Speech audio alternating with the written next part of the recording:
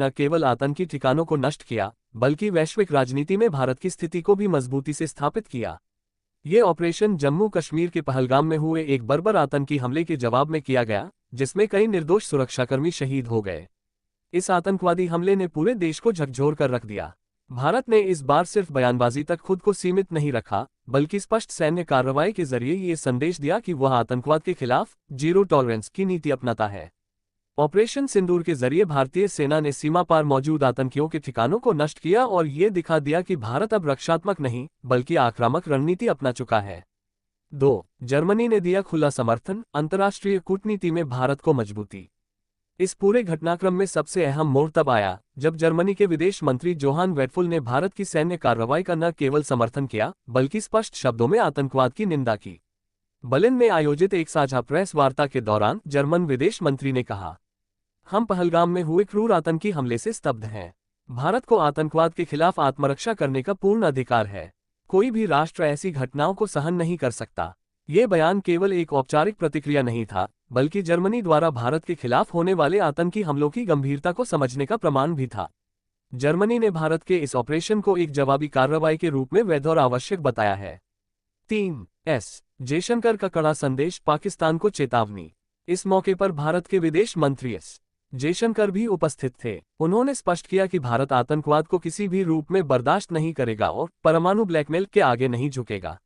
उनका इशारा पाकिस्तान की ओर था, जो बार बार परमाणु हथियारों की धमकी देकर अंतर्राष्ट्रीय समुदाय को गुमराह करता रहा है। जयशंकर ने कहा, भारत इस बात की सराहना करता है कि जर्मनी जैसे जिम्मेदार राष्ट्र ने हमारे आत्मरक्षा के अधिकार को समझा। ये हमारे द्विपक्षीय संबंधों की गहराई और परस्पर विश्वास का संकेत है। उन्होंने ये भी स्पष्ट किया कि भारत पाकिस्तान के साथ किसी तीसरे पक्ष की मध्यस्थता को स्वीकार नहीं करेगा और इस मुद्दे को पूरी तरह द्विपक्षीय रूप से सुलझाएगा। 4. ऑपरेशन सिंदूर, भारत की नई सुरक्षा नीति का प्रतीक। ऑपरेशन सिंदूर सिर्फ एक सैन्य कार्रवाई नहीं थी, ये भारत की नई सुरक्षा नीति का प्रतीक था, जो प्रोएक्टिव डिफेंस पर आधारित है। पिछले कुछ वर्षों में पुलवामा, उरी और पठानकोट जैसे हमलों ने भारत को यह एहसास दिलाया कि केवल कूटनीतिक बयानबाजी से बात नहीं बनेगी। अब भारत की नीति है, अगर तुम घर में घुसकर मारोगे तो हम घर में घुसकर जवाब देंगे।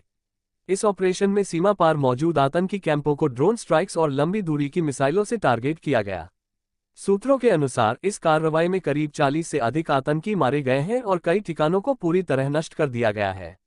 5. वैश्विक प्रतिक्रियाएं, भारत के साथ खड़े हुए कई देश। जर्मनी के बाद फ्रांस, ऑस्ट्रेलिया, जापान और अमेरिका ने भी भारत के आत्मरक्षा के अधिकार का समर्थन किया है। फ्रांस ने इसे भारत की संप्रभुता की रक्षा में उचित कदम बताया, वहीं अमेरिका ने ये स्पष्ट किया कि आतंकवाद के खिलाफ लड़ाई में भारत उसका प्रमुख सहयोगी है।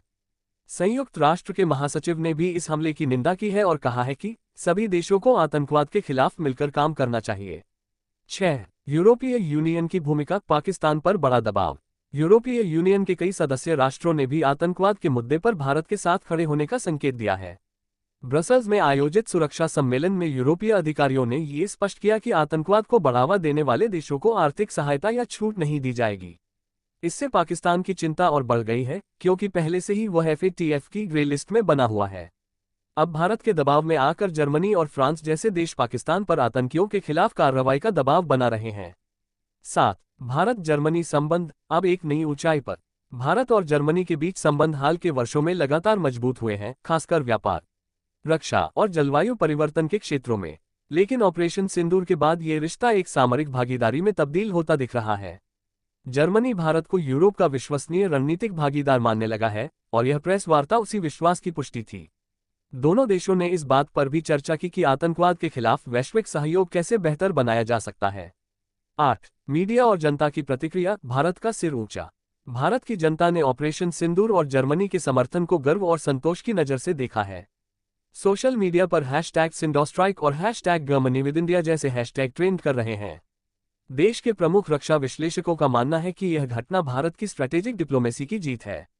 इससे भारत को न केवल कूटनीतिक ताकत मिली है, बल्कि आने वाले समय में वैश्विक मंच पर उसकी भूमिका और मजबूत होगी।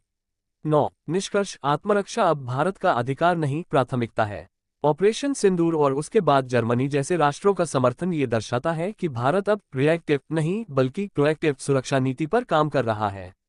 जर्मनी का ये बयान सिर्फ भारत की कूटनीतिक जीत नहीं है, बल्कि एक संदेश है उन सभी देशों को जो आतंकवाद को परोक्ष या अपरोक्ष रूप से बढ़ावा देते हैं कि अब भारत चुप नहीं बैठेगा। भारत ने ये स्पष्ट कर दिया है कि चाहे सीमा पर हो या वैश्विक मंच पर वो हर हमले का जवाब देगा और अपने नागरिकों की रक्षा के लिए हर संभव कदम उठाएगा। और जब लोकतांत्रिक देश जैसे जर्मनी उसका समर्थन करते हैं तो भारत की आवाज और बुलंद होती है।